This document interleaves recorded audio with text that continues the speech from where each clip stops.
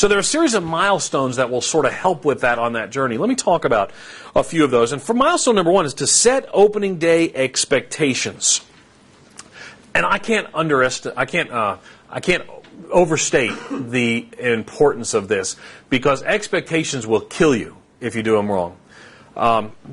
We were part of, when I was teaching at the seminary, Rick Warren had agreed to help us sponsor a new church in Louisville, Kentucky, and it's actually, it doesn't end well. It's one of the churches that didn't make it that they helped to sponsor. But this church was, and when Saddleback was involved in a new church plant, it's a big deal. I mean, it's kind of a well-known church plant, and they had this expectation that then they started talking about it, and they talked to their people, and they had a core of maybe 40, 50 people. I had helped.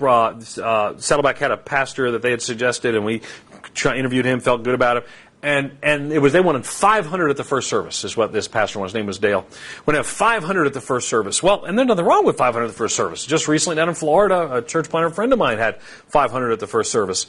So they started to get out there. We found a location. We found a hall, all this kind of stuff. Sent out all the mail. Did everything you're supposed to do. But 178 showed up at the first service.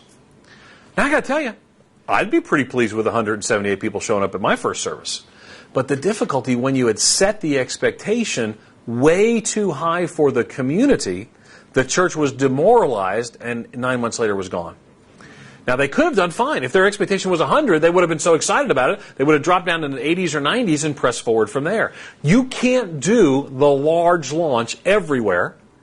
And the large launches that you've heard about 10 years ago, there's a reason you heard about them 10 years ago. Launches of that size are uncommon today. When we planted Lake Ridge, we made the determination we weren't going to do hundreds and hundreds at our first service. Because we think where we are in North Georgia, where there are already large evangelical churches and a lot of church plants, that those who are going to respond to direct mail have already been hit 9 times by direct mail. And so for us, we just recognize that. And so I think the launch is a helpful tool. But you've got to have realistic expectations of what that's going to be. And that has to do with your community. Let me just tell you, the large launch does not work in rural communities.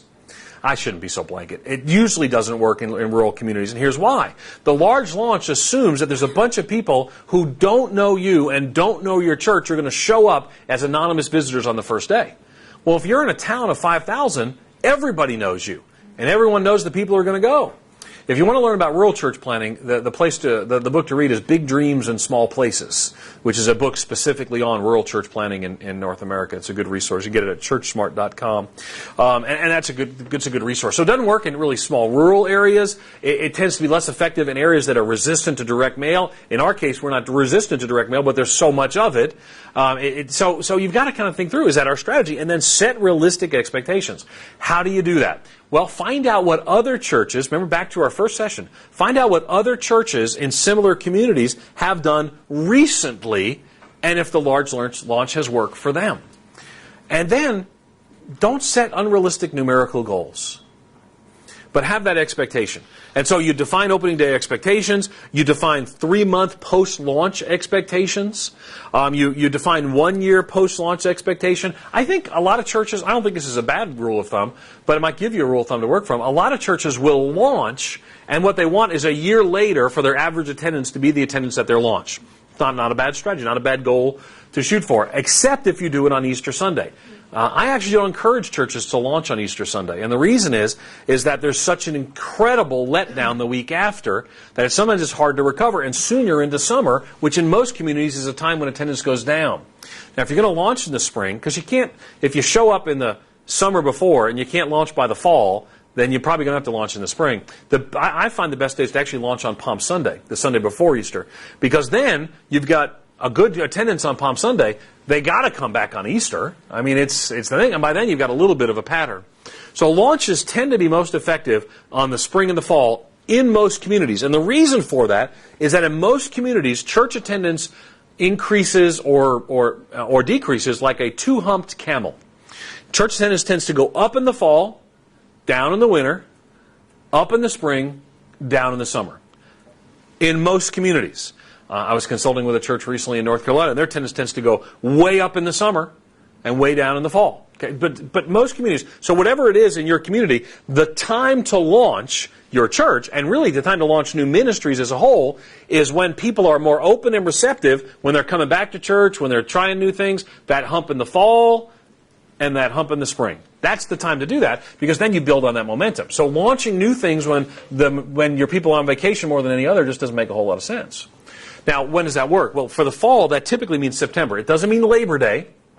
It could mean August, those of you who are back to school, but August, here's the thing. For the first week or so when people are into school, they're not looking to try new things, they're looking to get through the thing they just started.